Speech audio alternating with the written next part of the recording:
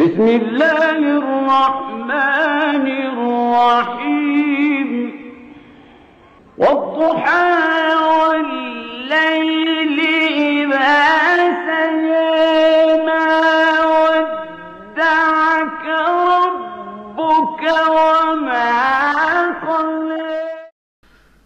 السلام عليكم ورحمة الله وبركاته. الحمد لأهله والصلاة على أهلها. أعوذ بالله من الشيطان الرجيم. بسم الله الرحمن الرحيم. إنا نحن نحيي الموتى ونكتب ما قدموا وآثارهم وكل شيء أحصيناه في إمام مبين. وقال النبي صلى الله عليه وسلم إذا مات الإنسان انقطع عنه عمله إلا من ثلاثة إلا من صدقة جارية أو علم ينتفع به أو ولد صالح يدعو له. بارك الله لنا ولكم في القرآن العظيم. সম্মানিত দর্শক মণ্ডলী, আলহামদুলিল্লাহ, আল্লাহ পাক রব্বুল আলামিন ধারাবাহিকভাবে আমাদেরকে কিছু দিনই আলোচনা করা এবং দিনই আলোচনা শোনার সুযোগ দিচ্ছেন।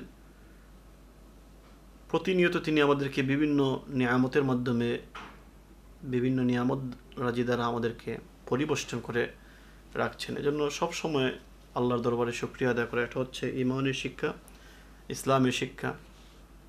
আমরা শ্বাস প্রশ্বাস নিচ্ছি, গ্রহণ করছি এবং প্রশ্বাস ছাড়ছি, প্রতিটা ক্ষেত্রে আল্লাহ পাক রব্বুল আলামিনের নিয়ামত রাজি আমরা অবলোকন করতে পারছি। এই নিয়ামত রাজি শুকরিয়া আদায় করা একজন মুমিনের জন্য সব সময়ের জন্য অপরিহার্য একটি বিষয়। সে যাক, আমি আজকে যে বিষয় নিয়ে আলোচনা করতে চাই সেটি হচ্ছে প্রত্যেকটা মানুষ মরণশীল, প্রত্যেকটা জীব মরণশীল। আল্লাহ পাক রব্বুল আলামিন যাকেই জীবন দান করেছেন তাকেই মৃত্যুর বিষয়টি তিনি নির্ধারণ করে দিয়েছেন, অপরিহার্য করে দিয়েছেন। কিন্তু মানব জাতির ক্ষেত্রে মৃত্যুর ব্যাপারটা একটু ভিন্ন। আল্লাহ পাক রব্বুল আলামিন যেহেতু প্রতিটা জীবনকেই মৃত্যুর স্বাদ গ্রহণ করার জন্য তিনি নির্দেশনা দিয়ে দিয়েছেন, কোরআন হাকিমের বিভিন্ন আয়াতে আল্লাহ পাক রব্বুল আলামিন বলেন, আউযু বিল্লাহি মিনাশ শাইতানির রাজিম, কুল্লু নাফসিন যায়িকাতুল মাউত, প্রত্যেকটা প্রাণ সে মৃত্যুর স্বাদ আস্বাদন করবে। কিন্তু বলছিলাম এটাই যে আল্লাহ পাক রব্বুল আলামিন মানব জাতিকে এবং জিন জাতিকে, এই দুইটা জাতিকে তিনি সৃষ্টি করেছেন, তিনি জীবন দিয়েছেন এবং তাদের জন্য মৃত্যু আছে। কিন্তু এই মৃত্যুটা অন্যান্য প্রাণীর মৃত্যুর মতো না। অন্যান্য প্রাণী মারা যাওয়া মাত্রই তাদের দুনিয়ার জীবন শেষ হয়ে যায় এবং তাদেরকে পরকালে আর কোনো হিসাবের সম্মুখীন হতে হয় না। কিন্তু আল্লাহ পাক রব্বুল আলামিন মানুষ এবং জিন জাতিকে সৃষ্টি করেছেন, পাশাপাশি তাদেরকে কিছু দায়িত্ব দিয়ে দিয়েছেন। এই দায়িত্বের মাধ্যমে তিনি পরীক্ষা করতে চান যে তিনি যে জীবন বিধান আমাদের জন্য দিয়েছেন, এই জীবন বিধান অনুযায়ী আমরা চলতে পারি কি না। যদি চলতে পারি সেটা ভালো কথা, আলহামদুলিল্লাহ। আর যদি চলতে না পারি তাহলে কিয়ামতের দিন আমাকে এটার জন্য জবাবদিহি করতে হবে এবং এই জবাবে আমি কতটুকু উত্তীর্ণ হতে পারবো সে ব্যাপারে আমরা এখন থেকেই চিন্তা ভাবনা করতে হবে। এটাই হচ্ছে আজকে আমার মূল আলোচনা। তো আল্লাহ পাক রব্বুল আলামিন সূরা মুলকের দ্বিতীয় আয়াতে তিনি বলছেন, আল্লাযী খালাকাল মাউতা ওয়াল হায়াতা লিয়াবলুয়াকুম আইয়ুকুম আহসানু আমালা। তিনি এমন এক সত্তা যিনি খালাকাল মাউতা ওয়াল হায়াত, যিনি মৃত্যু এবং জীবনকে তিনি সৃষ্টি করেছেন, লিয়াবলুয়াকুম আইয়ুকুম আহসানু আমালা, যাতে তিনি পরীক্ষা করতে পারেন যে তোমরা কারা, আইয়ুকুম আহসানু আমালা, তোমাদের মধ্যে কারা ভালো ভালো কাজ করতে পারে, সৎকর্মশীল হতে পারে। এই যে আয়াত, এই আয়াতে আমরা বুঝতে পারি এটাই যে আল্লাহ পাক রব্বুল আলামিন আমাদেরকে জীবন দিয়েছেন, জীবনের মাধ্যমে তিনি আমাদেরকে পরীক্ষা নিচ্ছেন যে আমরা তার যে দেওয়া বিধান, এই বিধান অনুযায়ী আমরা চলতে পারি কি না। যদি আমরা চলতে পারি তাহলে কিয়ামতের দিন অনন্ত সুখের জান্নাত আমরা লাভ করব। আর যদি তার দেওয়া বিধান অনুযায়ী আমরা চলতে না পারি তাহলে কিয়ামতের দিন আল্লাহ পাক রব্বুল আলামিন আমাদের জন্য যে ফয়সালা করবেন সেটা হবে জাহান্নামের হয়তো ফয়সালা হয়ে যাবে। এজন্য দুনিয়া থাকা অবস্থায় এমনভাবে আমরা চলাফেরা করতে হবে আমাদেরকে যেন কিয়ামতটা আমাদের উজ্জ্বল থাকে, সোনালি রঙের রঙিন যাতে করতে পারি আমরা কিয়ামতের এই বিভীষিকাময় পরিস্থিতিতে। এজন্য আল্লাহ পাক রব্বুল আলামিনের তৌফিক কামনা করতে হবে, তার নিকট চাইতে হবে যে আমার কিয়ামতের দিনটা যেন ভালোয় কেটে যায়। সম্মানিত দর্শক মণ্ডলী, আমি যে আয়াতে করিম আপনাদের সামনে তেলাওয়াত করেছি সেটি হচ্ছে সূরা ইয়াসিনের একটি আয়াত। এখানে আল্লাহ পাক রব্বুল আলামিন বলছেন, ইন্না নাহনু নুহয়িল মাউতা, আমি মৃতকে জীবন দান করতে পারি ওয়ানাকতুবু মা কদ্দামু আসারাহুম, এবং আমি লিপিবদ্ধ করে রাখি মা কদ্দামু, যে মানুষ সে কি করেছে, তার আগামী দিনের জন্য সে কি করতেছে, সে কি পাঠাচ্ছে, ওয়া আসারাহুম, এবং সে পিছনে কি ফেলে এসেছে, এই ব্যাপারগুলো আমি রেকর্ড করে রাখি, লিপিবদ্ধ করে রাখি। ওয়াকুল্লা শাইইন আহসাইনাহু ফি ইমামিম মুবিন, এবং প্রত্যেকটি জিনিস পুঙ্খানুপুঙ্খভাবে প্রত্যেকটি জিনিস আহসাইনাহু আমি সংরক্ষণ করে রাখি, ফি ইমামিম মুবিন একটি সংরক্ষিত সুস্পষ্ট কিতাবে আমি সেগুলো সংরক্ষণ করে রাখি। এই যে আয়াত, এই আয়াতে আল্লাহ পাক রব্বুল আলামিন বলছেন একজন মানুষ তিনি মৃতকে জীবন দান করেন, এবং এই জীবনদান এর পরবর্তীতে তিনি বলছেন ওয়ানাকতুবু মা কদ্দামু, তিনি রেকর্ড করে রাখেন যে এই মানুষটি তার জীবন যখন সে পেয়েছিল, সে কিয়ামতের জন্য, মৃত্যু পরবর্তী জীবনের জন্য সে কী পাঠিয়েছে, এবং সে যখন মৃত্যু পরবর্তী জীবনে চলে যাবে পিছনে সে কি রেখে এসেছে, সেই ব্যাপারে আল্লাহ পাক রব্বুল আলামিন এই আয়াতে তিনি ঘোষণা করছেন। তো এই আয়াত দ্বারা আমরা এটাই বুঝতে পারি একজন মানুষ যখন মারা যাবে তখন তার আমলের যে ব্যাপারগুলো আছে, এই আমলের দরজাটা বন্ধ হয়ে যায়, সে আর আমল করতে পারে না। কিন্তু এই আয়াত থেকে যেটা আমরা বুঝে আসতে পারে আমাদের, সেটি হচ্ছে সে পিছনে যা রেখে এসেছে, ওয়া আসারহুম, সে পিছনে যা রেখে এসেছে সেই ব্যাপারটা তার একটা কাজ দিতে পারে, সেই ব্যাপারটা তার কিয়ামত পর্যন্ত যে জীবনটা আছে, অর্থাৎ কবরের থেকে জীবন থেকে নিয়ে তার পরবর্তী যে জীবনটা আছে, এই জীবনের ক্ষেত্রে বিচার হওয়ার আগ পর্যন্ত এই জীবনের ক্ষেত্রে ওয়া আসারহুম, পিছনে যা ফেলে এসেছে সেই ফেলে আসা দিনগুলো, ফেলে আসা কাজগুলো এক্ষেত্রে প্রভাব বিস্তার করতে পারে। রাসূল আকরাম সাল্লাল্লাহু আলাইহি ওয়াসাল্লাম একটা হাদিসে বলেন, হাদিসটি মুসলিম শরীফের প্রায় 1255 নম্বর হাদিস, সেই হাদিসে রাসূল আকরাম সাল্লাল্লাহু আলাইহি ওয়াসাল্লাম বলছেন ইযা মাতাল ইনসানু ইনকাতা আনহু আমালুহু ইল্লা মিন সালাসাতিন, একজন মানুষ যখন মারা যায় তখন তার আমল করার, সে ভালো কাজ করুক খারাপ কাজ করুক, তার সব রকমের আমলটা তার বন্ধ হয়ে যায়, ইল্লা মিন সালাসাতিন, তবে তিনটি ভালো কাজ তার জন্য, এই ভালো কাজের ফলাফল, এই ভালো কাজের পরিণাম, এই ভালো কাজের প্রতিদান সে পেতেই থাকে। সেই তিনটি কাজ কি কি? ইল্লা মিন সাদাকাতিন জারিয়া আও ইলমিন ইউনতাফাউ বিহি আও ওয়ালাদিন সালিহিন ইয়াদউ লাহু, তিনটি কাজ সে রেখে যেতে পারে। এই তিনটি কাজ যদি ভালো কাজ, এই তিনটি ভালো কাজ যদি সে রেখে যেতে পারে, তাহলে যদিও সে মারা গিয়েছে কিন্তু মারা যাওয়ার পরেও তার কবরের মধ্যে, অর্থাৎ পরবর্তী জীবনে, মৃত্যু পরবর্তী জীবনেও এই যে ডিপোজিটটা রেখে গিয়েছিল এর মুনাফা সে পেতেই থাকবে। তো এই আয়াতে আল্লাহ, এই হাদিসে আল্লাহ পাক আল্লাহ রাসূল সাল্লাল্লাহু আলাইহি ওয়াসাল্লাম বলছেন যে তিনটি কাজ কি? একটি হচ্ছে, প্রথমটি হচ্ছে সদাকায়ে জারিয়া, প্রবাহমান যে সদাকা, যে অনুদান যেটা আছে, একজন মানুষ তার জীবদ্দশায় সে এমন কিছু সাদাকা করে গেল যে সাদাকাটা জারিয়া হিসাবে, যে সাদাকাটা চলমান হিসাবে আবর্তিত, যেমন কোনো মসজিদে যদি সে দান দক্ষিণা করে যায়, অনুদান দিয়ে যায়, সাদাকা করে যায়, মসজিদ কিয়ামত পর্যন্ত আল্লাহ পাক রব্বুল আলামিন বাকি রাখবেন ইনশাআল্লাহ। তো এই কিয়ামত পর্যন্ত, যতদিন পর্যন্ত এই মসজিদে মানুষ নামাজ পড়বে, এই মসজিদটা বহাল হিসেবে থাকবে, ততদিন পর্যন্ত এই মানুষটা জারিয়া হিসাবে সওয়াবের একটা অংশ সে পেতেই থাকবে। একটা মাদ্রাসায় সে দান করলো, একটা রাস্তা সে নির্মাণ করে দিল, একটা বাড়ি বানিয়ে দিল, একজন মানুষের জন্য একটা জীবিকা নির্বাহের একটা ব্যবস্থা করে দিল। তো এই যে সেই জীবিকার মাধ্যমে একটা দোকান কোটা তৈরি করে দিল, এইভাবে তার একটা জীবন উপকরণের জন্য একটা ব্যবস্থা করে দিল। তো এই যে বিষয়গুলো, যতদিন পর্যন্ত এই কাজটি চলতে থাকবে ততদিন পর্যন্ত তার জন্য একটা সওয়াব লিপিবদ্ধ হতেই থাকবে।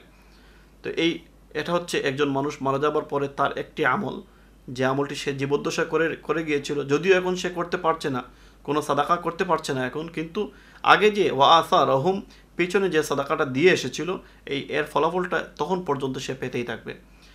রাসূল আকরাম সাল্লাল্লাহু আলাইহি ওয়াসাল্লাম বলছেন দ্বিতীয় যে বিষয়টি, সেটি হচ্ছে আও ইলমিন ইউনতাফাউ বিহি, অথবা কোনো এমন একটি জ্ঞান, যে জ্ঞান দ্বারা পরবর্তী যুগের মানুষ যারা আছে তারা সেই জ্ঞান থেকে শিক্ষা অর্জন করতে পারে, সেই জ্ঞান অনুযায়ী তারা আমল করতে পারে, সেই ইলম অনুযায়ী তারা তাদের জীবন চালাতে পারে। এই ধরনের কোনো ভালো জ্ঞান যদি কেউ রেখে যায়, তাহলে সেটার ব্যাপারেও রাসূল আকরাম সাল্লাল্লাহু আলাইহি ওয়াসাল্লাম বলছেন যে এই ধরনের ভালো কাজ থেকে যে উপকৃত হবে, এই উপকৃত হবার কারণে সে যেমন কাজ করার কারণে সওয়াব পাবে, ঠিক তেমনিভাবে যে ইলমটা ওই মানুষটি রেখে গিয়েছিল, সে তো আজকে দুনিয়ায় নাই, কিন্তু মৃত্যু পরবর্তী জীবনেও তার রেখে যাওয়া ইলমের কারণে সে সওয়াব পেতে থাকবে, কবরে বসেও সে সওয়াব পেতে থাকবে।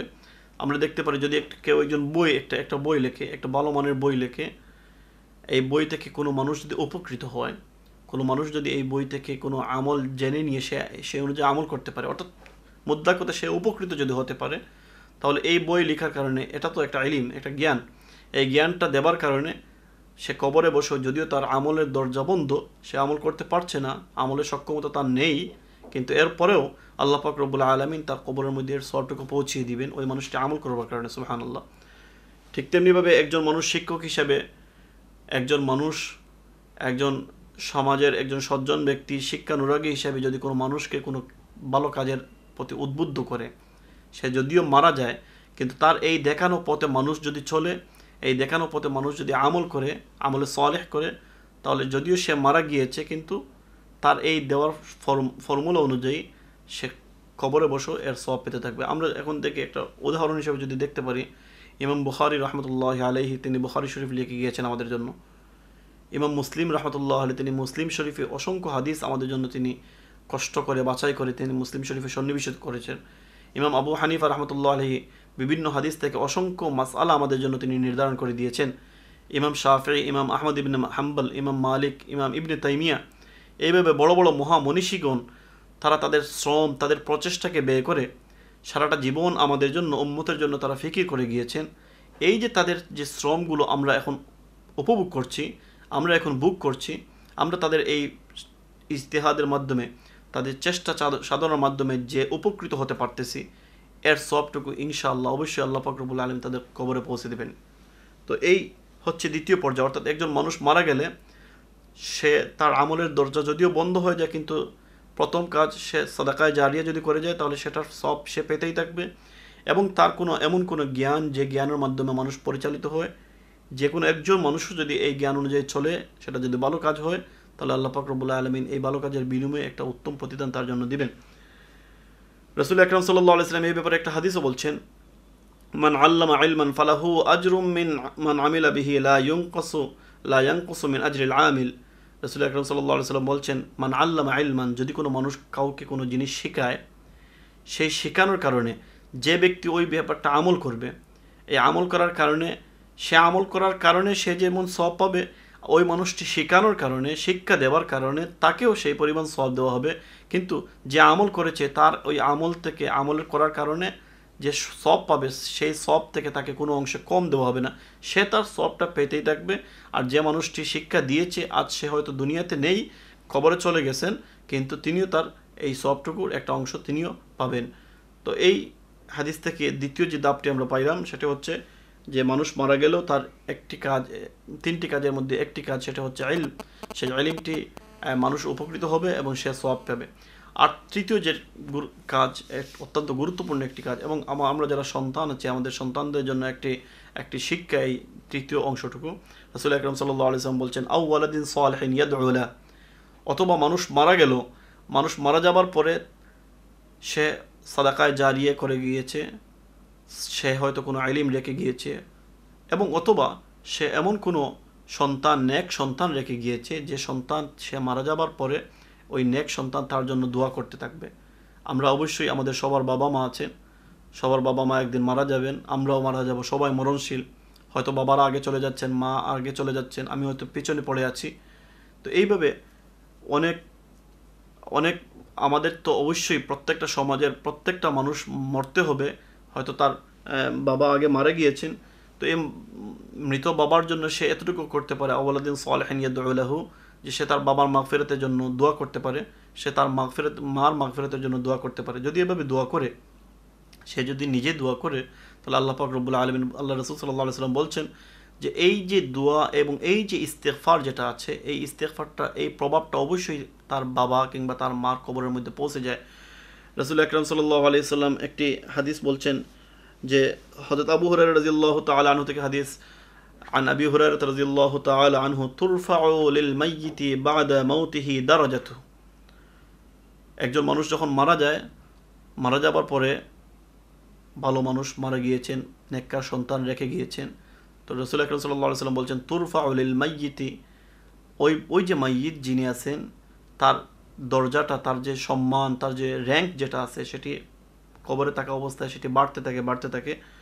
বাদা মাউতিহি, মৃত্যুর পরে, ফায়াকুল আয় রব, ওই ব্যক্তিটি হঠাৎ করে সে যখন তার র্যাঙ্কিংয়ে যখন উন্নতি সে দেখতে পায়, তখন তার রবকে সে জিজ্ঞেস করে, আল্লাহ পাক রব্বুল আলামিনকে জিজ্ঞেস করে যে হায় আল্লাহ, হে আমার প্রতিপালক, এই বিষয়টা কীভাবে হচ্ছে?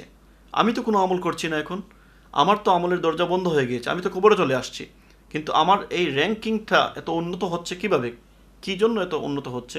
তখন আল্লাহ পাক রব্বুল আলামিনের পক্ষ থেকে জবাব দেওয়া হবে, ফায়ুকালু ওয়ালাদুকা ইস্তাগফারা লাক। রাসূল আকরাম সাল্লাল্লাহু আলাইহি ওয়াসাল্লাম বলছেন, তখন আল্লাহ পাক রব্বুল আলামিনের থেকে জবাব দেওয়া হবে এটাই, যে তোমার সন্তান তোমার জন্য ইস্তিগফার লাক, তোমার জন্য ইস্তিগফার করছে, ক্ষমা প্রার্থনা করছে। যেহেতু তোমার সন্তান তোমার জন্য ক্ষমা প্রার্থনা করছে, সেহেতু তোমাকে ক্ষমা করে দিয়ে তোমার র্যাঙ্কিংটাকে আরও উন্নত করা হচ্ছে। তাহলে এই জন্য আমরা যারা সন্তান আছি, আমাদেরকে এখান থেকে শিক্ষা নিতে হবে। অনেকেই বাবা মারা গিয়েছেন, মা মারা গিয়েছেন, আমাদের কাছে দোয়া চান, আমরা হয়তো দোয়া করি, কিন্তু আপনার দোয়াটাই আপনার বাবা মায়ের জন্য সবচেয়ে বড় সম্বল।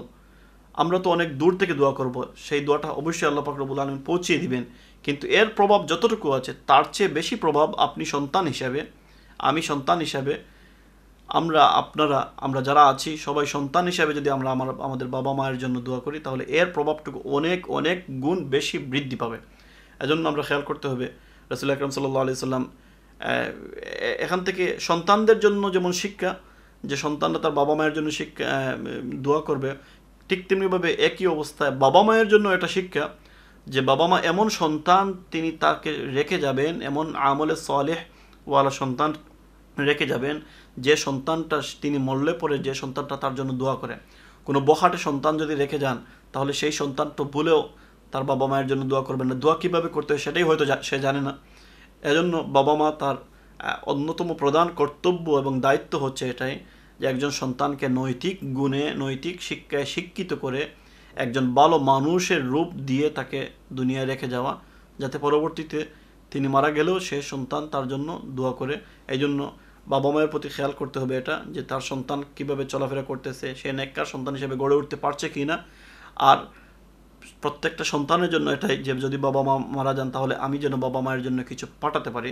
তাহলে এই হাদিস থেকে আমরা তিনটা জিনিস শিক্ষা পেলাম, যে একজন মানুষ মারা গেলে তার আমল করার দরজা বন্ধ হয়ে যায়, আমল করার সুযোগ আর হয় না, কিন্তু সে যে পেছনে যে আমলগুলো রেখে গিয়েছে, সেই আমলগুলো তিনটা কাজ তার জন্য বাকি থাকে, এবং এর প্রভাবটা তার কবরেও গিয়ে পৌঁছে, এর সওয়াবটা তার কবরে গিয়ে পৌঁছে। একটা হচ্ছে সাদাকায়ে জারিয়া, চলমান যে সবগুলো আছে সেগুলো অবশ্যই তার কবরের নিকট পৌঁছবে। দ্বিতীয় হচ্ছে আও ইলমিন ইউনতাফা বিহি, যে তার যে রেখে যাওয়া যে ইলম আছে, এই ইলম অনুযায়ী যে মানুষগুলো এই অনুযায়ী চলাফেরা করবে, আমল করবে, সেই আমলের কারণে তারা যেমন সওয়াব পাবে, ঠিক তেমনি বেশ উনি কবরে বসেও এর সওয়াব পাবেন। আর তৃতীয় হচ্ছে একজন নেককার সন্তান যদি তার বাবা মায়ের জন্য দোয়া করে। তাহলে এই তিনটি বিষয় আমরা একটু ভালোভাবে উপলব্ধি করতে পারি যদি, তাহলে মৃত্যুর আগে আগে এই বিষয়গুলো যদি আমরা ভালোভাবে আমলে আনতে পারি, অর্থাৎ আমি যদি সাদাকা করে যাই, আমি যদি এমন কোনো ইলম আমার বিতরণ করে যাই যার দ্বারা মানুষ উপকৃত হয়, আমি যদি আমার কোনো সন্তানকে এমনভাবে রেখে যাই যে আমার মৃত্যুর পরে সে আমার জন্য দোয়া করবে, তাহলে আশা করা যায় আল্লাহ পাক রব্বুল আলামিন দুনিয়া থাকা অবস্থায় আমি যেমন আমল করেছিলাম সে সব যেগুলো পেয়েছি তুই, কিন্তু মারা যাওয়ার পরেও আল্লাহ পাক রব্বুল আলামিন আমার কবরে সব পৌঁছানোর একটা সুযোগ করে দিবেন। আল্লাহ পাক রব্বুল আলামিন আমাদেরকে এই হাদিসের উপরে, এই দারসুল হাদিস, যেটা আমরা এই হাদিস থেকে যে পাঠ অর্জন করতে পারলাম, এই অনুযায়ী আমাদেরকে আমল করার তৌফিক দান করুন। আমরা সবাই সুস্থ থেকে ভালো থাকি। ওয়া আখিরু দাওয়ানা আলহামদুলিল্লাহি রাব্বিল আলামিন।